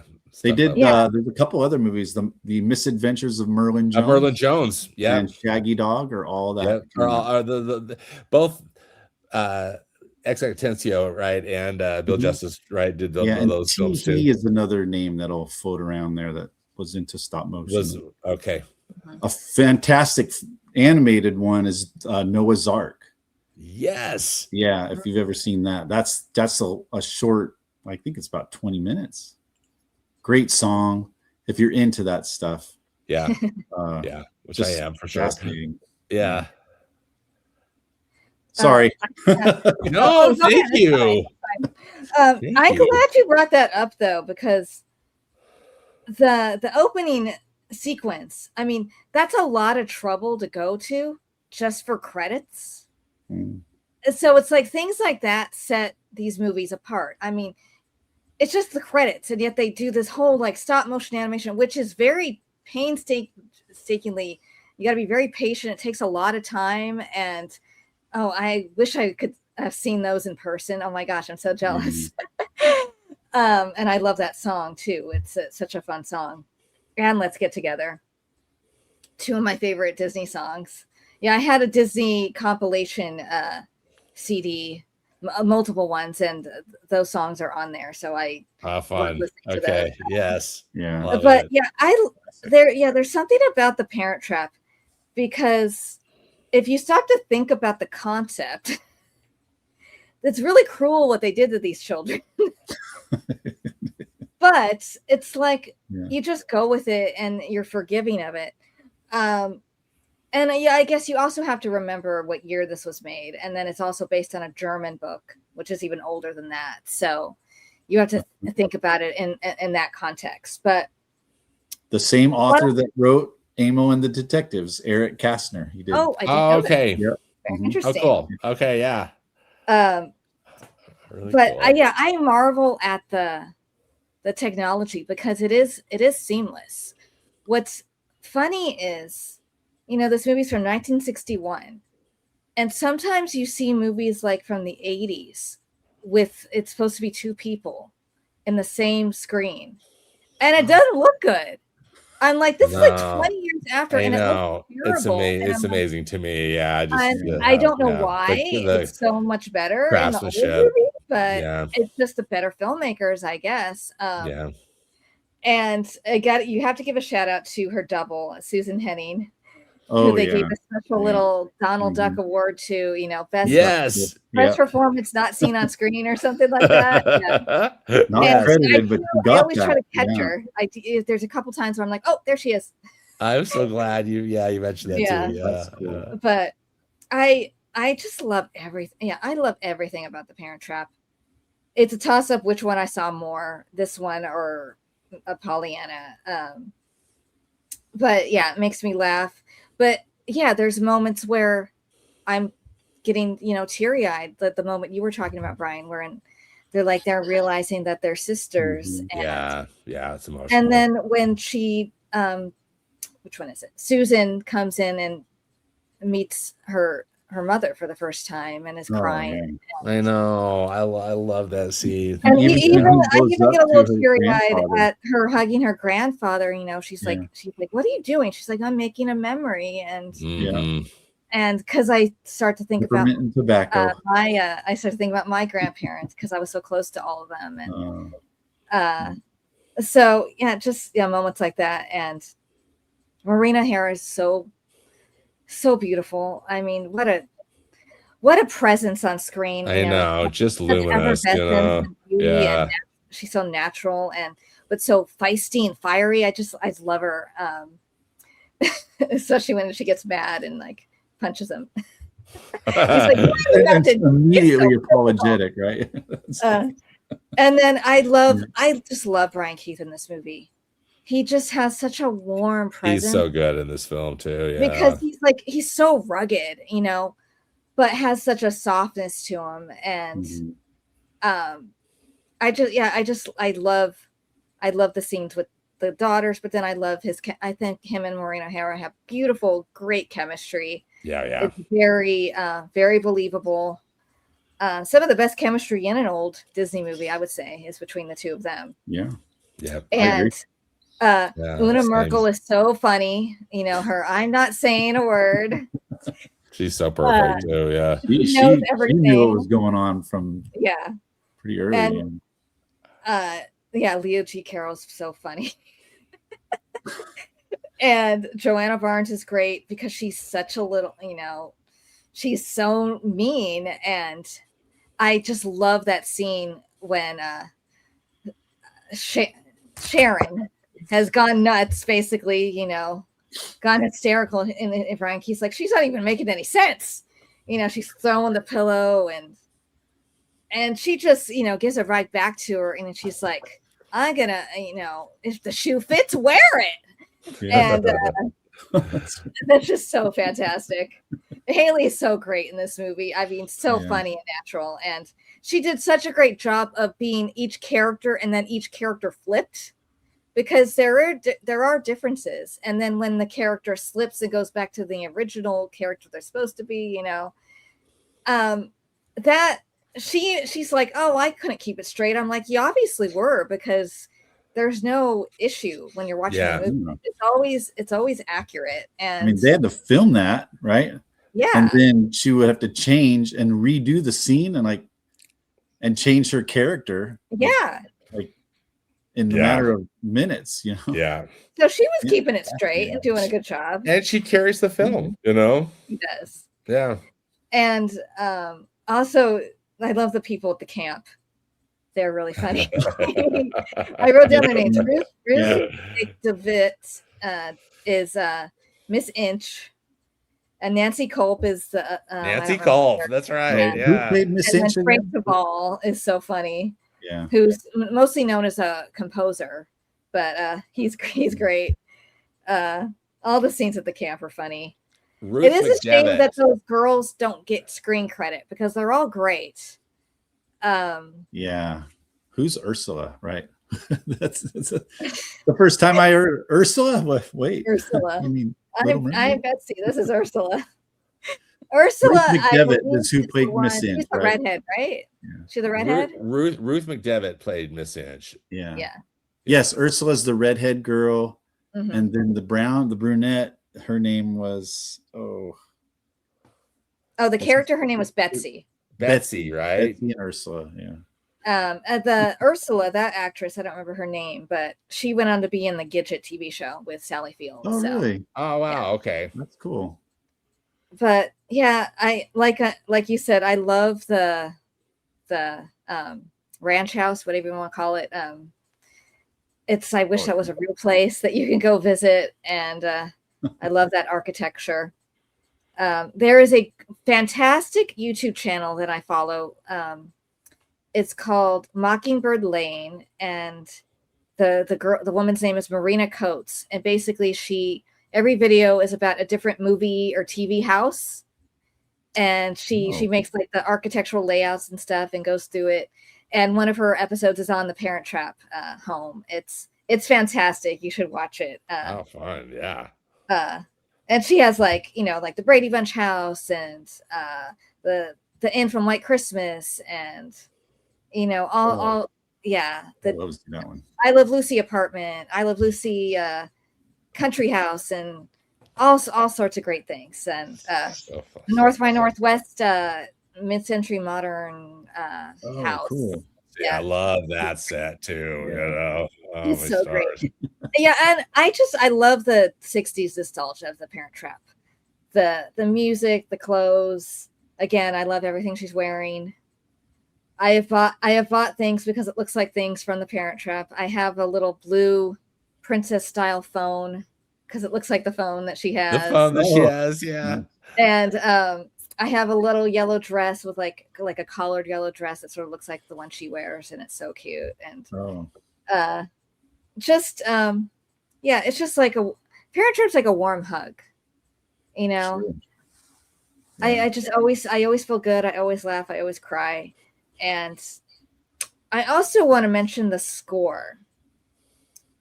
I love the score of this movie. The composer's name's Paul J. Smith.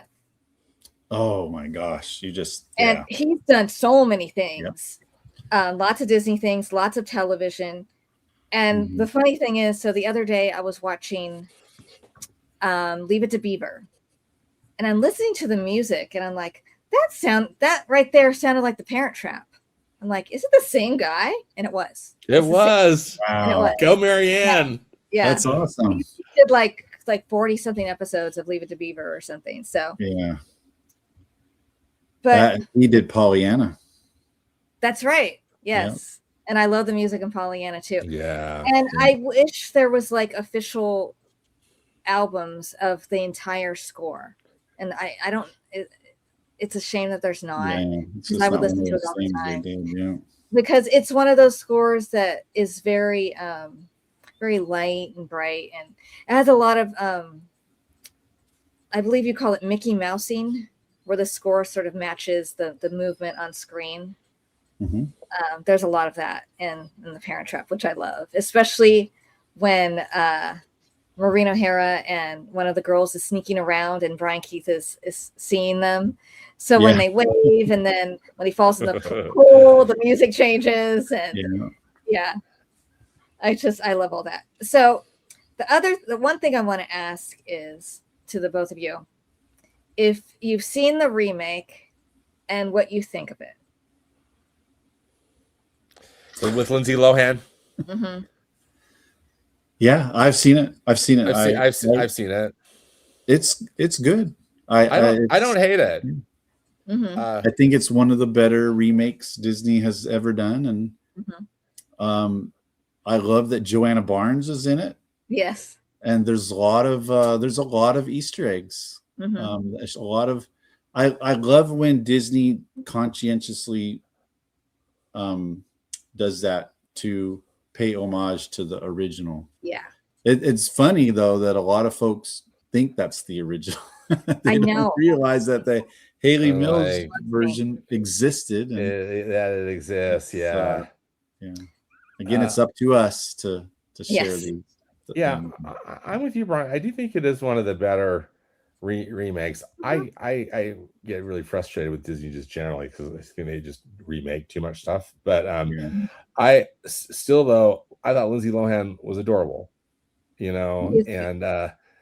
that I thought Dennis Quaid and Natasha Richardson had a nice chemistry. Nothing close to Brian Keith and Maureen O'Hara. Not even close. But still, and Nancy Meyers, the director, has her own, I think, signature style, which really permeates through this production. But I take the original any day of the week, personally. But I like it. I think it's good. It's probably, like you both said, it's one of the better remakes. The bar is low. It's a good movie. It's a good movie because Nancy Meyers is a very good filmmaker, and the actors in it are good. Yeah, Lindsay Lohan does a good job. She's very cute. But the original is far superior, I think. And I really irks me when people act like it's the only version of the film. And I'm like, no, there's an original movie. And people are like, Parent Trap. I'm like, yes, this is cute, but watch the original. Watch the original. It's better. Yeah. Watch the original. 1961. Better. Look it up. I think it's better in the sense that I feel like the acting and the way that a lot of the scenes are set up feel much more natural and grounded. And the 90s one feels a little bit more stagey and less natural and grounded. And the acting and the way the scenes are, and they just push it a little further. Like, for example, in the original one, when they all go camping and the girls are like, want to upset Vicky. So they put the little lizard on the canteen. So in the original one, she sees it and she freaks out and she throws it, which is funny in itself. But in the remake, they have to like make it all over the top where the lizard's crawling all over and it goes in her mouth. I'm like, is this really necessary? That's right. I'm like, this is stupid. Yeah. And so it's like little moments like that I go, I don't like that as much. And so that's why I think Brian Keith and Marina Hare are better than. There's the thing with the remakes where you got to check a lot of boxes, right? Yeah. So it's very methodic sometimes, and now we got to do a little over the top to make it unique, but and it's unique to younger viewers who are seeing that for the first time. For older viewers who are like, oh yeah, they did that better. Like, there's no fight scene over the records, and the camp counselor gets a Kool-Aid bath, and Miss Inch has a cake fall on her head. I've got a cake in my hands. But they're playing poker, right, or something. Yeah. I need to watch that again. But yeah, there's just a long time. It doesn't seem as sincere or a little fake. Not quite. And yeah, some of the changes aren't my favorite. Like, they just have one grandparent. They don't have both grandparents. And then instead they have this like over the top funny butler guy, and then they have to add the romance with him and the housekeeper, which is fine. I feel like I dislike it, but it just felt a little I don't want to use the word forced, but just less realistic. Yeah. Especially when the guy shout outs like speedo. I think they do the crossing of the fingers thing in both. Yes, that's they do. Cute. That's cute. Cool. And their little handshake, her and their butler, little handshake is cute. I do think there's some, it's cute. It's still the original Parent Trap. It's hard to beat. Yeah. So there's one thing I just a lot of folks ask me when I post about Parent Trap is, why didn't Walt use real twins? And I can't really find anything out. There's nothing that's really specific as to why, but I can kind of speculate that Walt loved technology, right? And he loved the idea of doing the split screen. I think it's called the sodium vapor process, where they just kind of black out one side and kind of create. There's always something in that scene where you see two Hayleys. There's always a dividing line. It could be a bedpost or a door or frame or something. Yeah, something. And just the ability to do that, and they did it so well, that like is very attractive to Walt. He loved to push the envelope. Like, let's see what we can do with one Hayley. After all, we've got her on this like 6-film contract. We've got to use her. And it's a great vehicle for Hayley because it shows her versatility. But iWorks, I think he's the guy that invented the process, and Bob Broughton is the other guy he worked with, and they just like perfectly meshed those together, and to the point where people think that Hayley has a real twin, like in real life. I know, it's really convincing. Yeah. It's so well done. You know, I'm glad you bring that up, Ryan, because I was also for whatever reason, maybe just because camera tricks, it reminded me of Darby O'Gill and the Little People, where how impressive those effects were. They are, and you know, these aren't digital effects, right? I mean, they're practical things, doing kind of camera tricks, you know, and it's so cool. It's amazing. It's like it takes a high degree of professionalism and like artistry and talent to do that stuff, and it's on full. That's a great example, Stan. Darby O'Gill. Just there's a behind the features thing on that, how they made it on the DVD release. That's just like it's so great. Matte painting and angles and all this crazy stuff. That's like it's just amazing. Yeah, and that's on full display. And Walt, he ate that stuff up. He was all about. He always had one foot in the past, one foot in the future, and how he could showcase the talents of his artists like in the best way possible. Yeah. Yeah, Parent Trap does that for sure. Yeah, Exactly.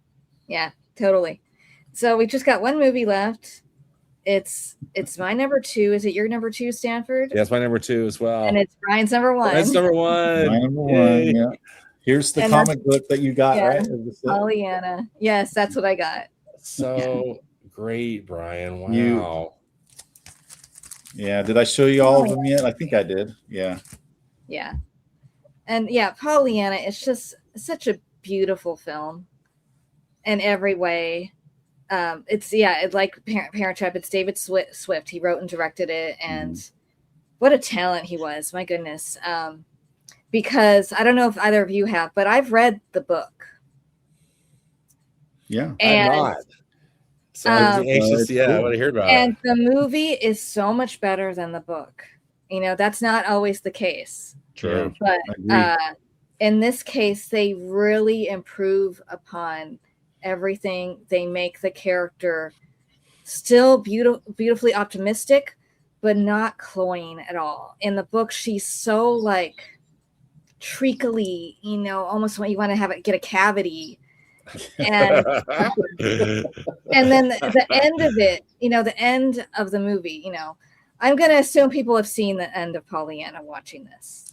Oh, when yeah. when she has her accident and in the film, she has a very realistic, reasonable reaction to it. But in the book, she doesn't seem upset at all. She's like, well, it's okay, sort of thing. I'm game, right? I just don't find that, one, that's not compelling or dramatic at all.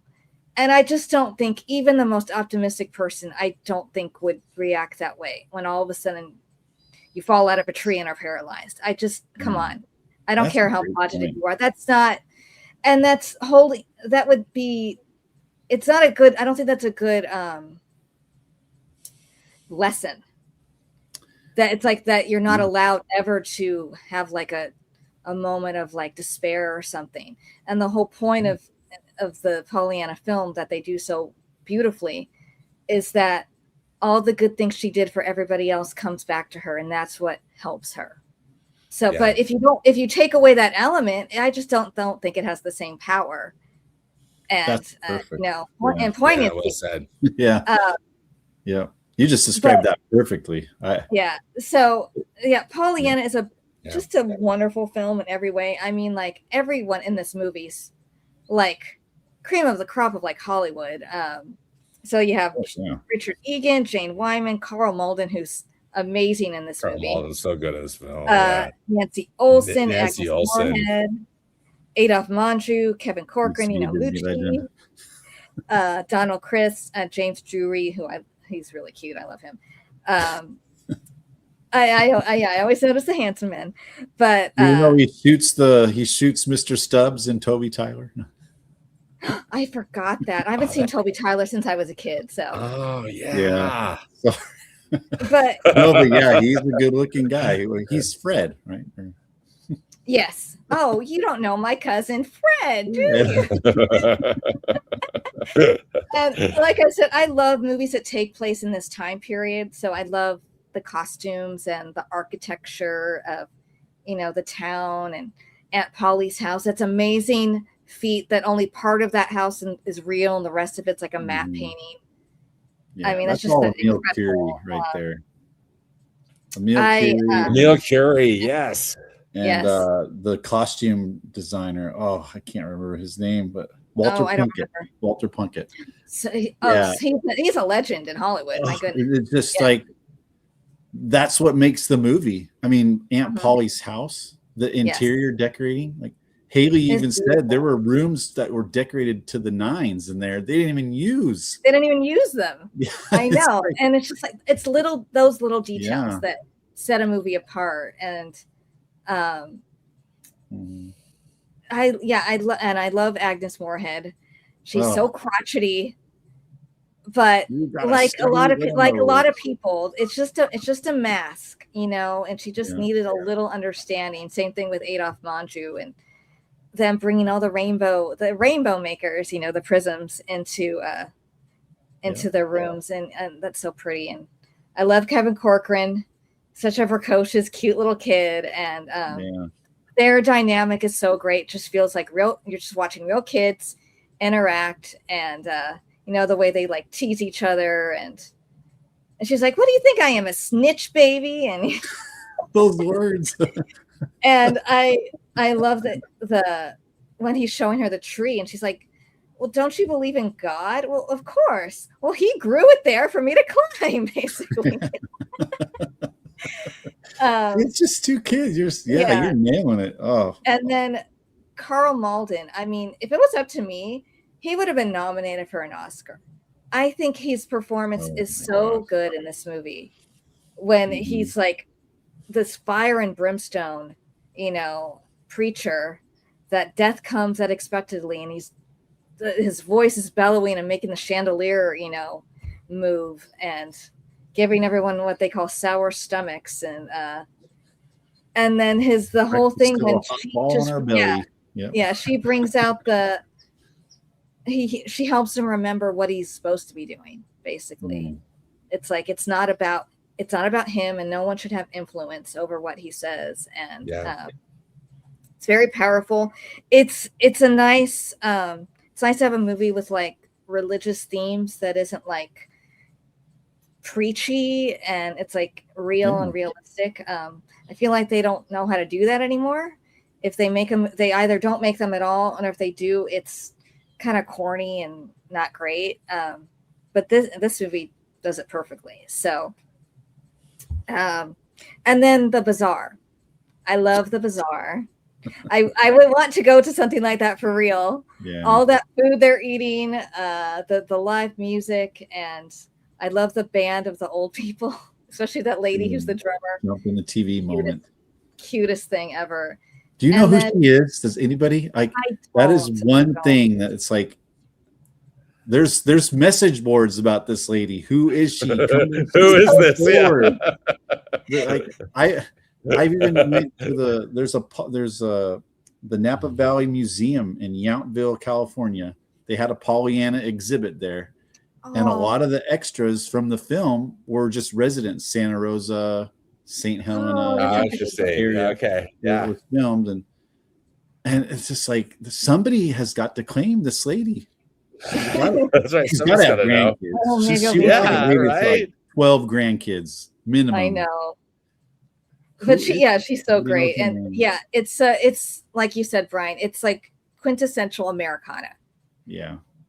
And that's what I love. And especially like when they're all with the flag, they're all part of the flag and singing America the Beautiful. And so I love to watch this movie like close to like 4th of July or something like that. Because it just has that old-fashioned sweetness to it. But I've talked enough. I've talked enough. You guys can talk about the movie. Oh, thanks for all the great things. It's the old small town America 4th of July bazaar or fair that you went to as a kid. I don't know if I grew up in a small town. We had one of those, and it's just like I just want to jump into my TV, eat the cake, eat the corn. Yeah. When she gets the doll, I cry. Yeah. Agnes is like right there. She heard the story. She knows like she didn't get a doll. She got crutches. She can be glad that she doesn't have to use them. She really wants the doll, and like she kind of helps the fishing game there along to where she gets the doll, and it's just a little thing, and that's what the movie's all about. It's just the small things that can bring so much joy, and the prisms are a metaphor for Pollyanna, what she brought to the she town. does, with the light, right? That she brought, the goodness and beauty that she brings, with her. Yeah, Carl Malden says, we should be down on our knees thanking the Lord that he sent her to us, and that gets me. It's just like, I just get the chills just talking about it. This movie is like really, I mean, that's what I try to talk about with social media. Like there's so much negativity in social media that even when I post about this film and other films, because people are not looking for the good. It's so human true. nature to look for the bad in things. And all Pollyanna is trying to do is get people to look for the good. I mean, you can like relate that to everything that's going on in Disney, or it's bigger than Disney. Anything, if you can look for the good in someone that you have differences with, if you can look for the good, then you can be friends with that person, regardless of what differences you have, political, religious, hobbies, whatever it may be. And everyone needs to watch this movie like annually at least. I believe so strongly in the message. That's the message that Carl Malden got from Pollyanna, like the locket. It's funny. It's a funny story that the message in the locket was attributed to Abraham Lincoln.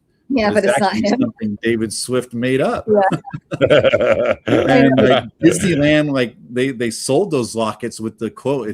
I've got one of those lockets. It says, "Oh, cool." It's if you look for the bad in mankind, seeking to find it, you surely will. Something to that effect. And boy, that just rocked Carl Malden to his core, where he had not been looking for the good in the townspeople, probably because Aunt Polly was serving him what he should preach. Right. I mean that message is just, if we all just tried a little harder to look for the good in things, like the recent madness with the Carousel of Progress updates, everybody's upset about losing scenes, but what's the good about it? If we just just before you spout off online, just think about, well, what good thing is there? Is there a good thing? Is there a good thing for losing the rivers of America at Magic Kingdom? I don't know, but you have a really good point, Brian. I agree. But if you take a moment to think about the good, I mean, the memories will always be there, right? And so that's a good thing. I think you'll think twice about hitting enter before you comment on things. And I know I do. Am I really making this person's life better? Who I'm replying to? Is it gonna brighten their day? Is this a prism? Am I giving this guy a prism, or am I giving him like I don't know. Pollyanna's dress before she went shopping. So that movie, it's just, but there's so much fun in this movie, and that you're watching this movie, and there's so many wonderful things that are happening. Like my favorite scene is with Mr. Merg and Polly. They're she's picking out the lining for her coffin, and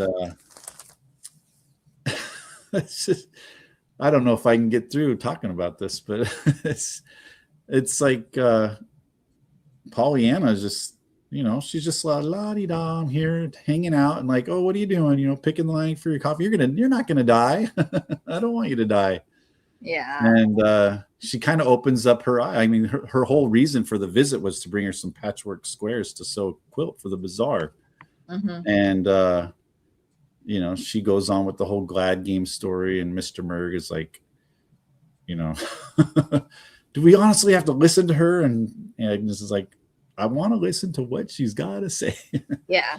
And I'm butchering this whole thing, but it's so tough to talk about things that are so emotional to you. Yeah, they're tender. But eventually she's like, you should, I don't want you to die. You should think more about living than about dying, and you can sew this patchwork squares into a quilt if you wanted to, but I don't want to see you anymore. Yeah. That's the and one. How upset she is when she says that. Yeah, that's Hayley right there. Like she is, her acting is just, her acting is so good in for her second ever film. Yeah. I mean, wow. Yeah. She had her dad's acting genes. Good to say, yeah, she got her dad's genes, right? Just a wonderful ability, and then just great direction, I think, too, right? And this, this great. Yeah. team behind it. It's Yeah. just a perfect movie. I love it. It's my favorite. It's probably my favorite movie of all time. If I had to pick one, Oh, that's it would so be great, this. Brian. Yeah. I don't know. It's a Wonderful Life is up there too, and Yeah. the Lord of the Rings trilogy. Good stuff. Good choices. Those are good. Those are all great. Those are good. You know, when I think of Pollyanna too, I think I guess a couple things. I just love the concept of out of small things can come something great. Yeah. And just from a child, Lord of the Rings. right? Innocent, yes. From an innocent child. Yeah. You know, look at the difference that she made to everybody in the town. I love how that's illustrated. I also just feel like this is such a testament of Walt Disney's philosophy. You know, I saw this interview, and I can't remember what I had for lunch, let alone when I saw this interview, but it was Mary Costa was there. I think it was at a D23 event. And Mary Costa was there talking about, you know, the making of Sleeping Beauty. She's the voice of Aurora, right? In the Sleeping Beauty animated film from 1959. And her quote to me, which I've never forgotten, she said, Walt Disney didn't have a cynical bone in his body. And I feel like in Pollyanna, that shows up so much, because here is this young girl in this cynical this town with all this stuff going on, and yet she's such a positive force. And maybe, you know, again, whoever was the brilliant person who programmed that for our elementary school, you know, whatever, you know, we got to watch that when we were little. Oh, lucky. I wonder if that made an impact on us. I bet it did.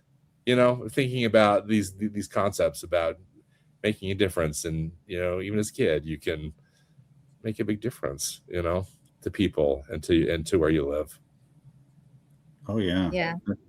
There's a scene in Old Yeller that a lot of folks don't get to because, you know, the unpleasantness of Tommy Kirk having to having to take it. Yeah. Tough. I mean, people turn it off or they walk out. Yeah. But, you know, Fess Parker, who's been gone the entire movie, comes back and he knows that Tommy's suffering a little bit, or his character name. I have a hard time remembering character names. Yeah, I hear you, Brian. Tommy Kirk or Fess Parker? Which one? Both. Well, it's Fess Parker. I remember Travis is Tommy Kirk. Travis I don't remember. That's it. I don't remember Fess Parker's name. And then, so he's just like, you know, he sits down with them and says something to the effect of there's one thing I do to try to get rid of the bad, because, you know, Tommy's thinking bad thoughts. Why did Old Yeller have to die? Why did he have to get hydrophobia and die? You know, and Fess Parker says something to the effect of like, if you look for something good to replace the bad, in the general sense, you'll find it. You'll if you're looking for that good thing to replace the bad thing, you'll find it. And that like you said, Stan, that was Walt. That's what he wanted to teach people, like, to look for the good things. I mean, he had so many failures in his life. Yeah. You know, getting Oswald ripped out of his hands, or so many people telling him that he couldn't make Disneyland, but he always saw the positives. He had the vision to do things. And that's a critical element in a lot of his films, is to help people get that vision of looking for good things to happen, be optimistic and positive. And Hayley Mills herself said that the message of Pollyanna is one thing that's carried her through her whole life. Like, look for the good in people. And that's why she's so charming even today. I mean, you hear all the interviews she did when she released her memoir. It's like, she's still Pollyanna, but she's just so bright and cheerful and happy, and she really took that to heart. And thank goodness that, you know, she did these movies, that her parents allowed her to. I know their parents allowed her to do them. Sign that contract, because how many millions and millions of people have been influenced to be better people because of these 6 movies we've been talking about. It's true. Yeah. It's just amazing talent, but also talent that she chose to share with us. And it's She never hid her candle under a bushel, right? She let it shine for all the world to see, and it's just, I'm so grateful for her, and you know, it's not, I've never really had a crush on Hayley. I mean, maybe I've always just really appreciated the message of her films, and she's just so delightful. And one day maybe I'll get to meet her and give her a hug, and that would be nice. But yeah, I'm grateful for these movies. Yeah, 100%. I don't know what my movie taste and just my personality would be like if I didn't grow up watching Hayley Mills movies. I mean, they were very influential and in me. So yeah, especially something like Pollyanna. And it's true. It is very much Walt. It very much feels, Pollyanna and Mary Poppins are really about like these little things make the difference in people's lives, and that's what makes them like special films. And yeah, if people haven't seen Pollyanna, go watch it. It's a beautiful film. I know it's true. I feel like the default of people is negative cynicism and stuff. Their knee-jerk reaction is to argue with someone instead of to just take a step back and go, oh, okay, you know. And that's what Pollyanna is about. It's about, yeah, looking for the good in people, not just in the world, just the good in people. And you can find good in almost everybody.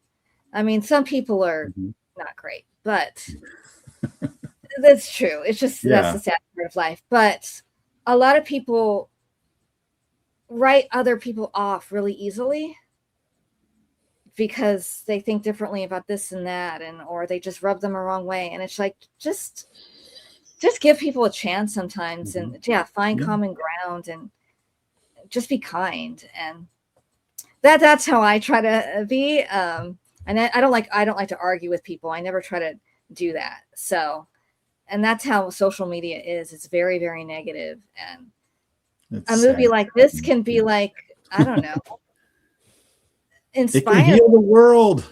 Yeah, it could. I know that sounds if we're funny, sick, are we really sick though? I think most people are good. I mean, I think I feel like they are. It highlights the negative and just makes you think. It makes people think there's more negativity in the world than there's actually good. That's but it's true. It's the exact opposite. That's very true. Yeah. I mean, just look at the World Cup here. Like, how many people are how joyful so people happy. Are. It's just yeah. I think 99% of us are good and happy people and want to share happiness. It's the 1% that are cranky. Yes, that's very true. But well, I think that's going to do it for our Hayley Mills at Disney discussion. I want to thank you both for coming on. It was an absolute pleasure having you both on. You both are so nice and so great. You know your stuff. That's why I asked you both on. Clearly, you know the films, and you know, like, behind the scenes stuff, which I appreciate. You even told me some stuff I didn't know. So I appreciate both of you. So just remind everyone where they can find each of you. Stanford, you can go first. Yeah, so I'm the host of the Movies Past and Present podcast. You can find me at moviespastandpresent.com, wherever you listen to your podcasts. And my Instagram handle is @StanfordClark. And I'm keeping Walt and Disney on Instagram, Facebook, and YouTube, where I focus on Walt Disney era film and television. I didn't mention this at the beginning, but my YouTube channel is really a survey or a catalog of the first 32 seasons of the Disneyland Anthology television series. So you can find all of those episodes there, with being very respectful of copyright rules and keeping the law. But I do have to edit some things, but a lot of episodes are there in full that just things that Disney chooses for one reason or another not to release on Disney Plus. So yeah, check it out. I think you'd find a lot of treasures there. Awesome. So yeah, everybody go check out them both. They are great. Yeah, I love your Instagram and your YouTube, Ryan. It's fantastic because it's right in my wheelhouse of stuff I love. So Thanks. If everyone enjoyed this video, please give it a thumbs up. Please subscribe to my channel, and I hope everyone has a beautiful, beautiful day, and stay nerdy. Bye.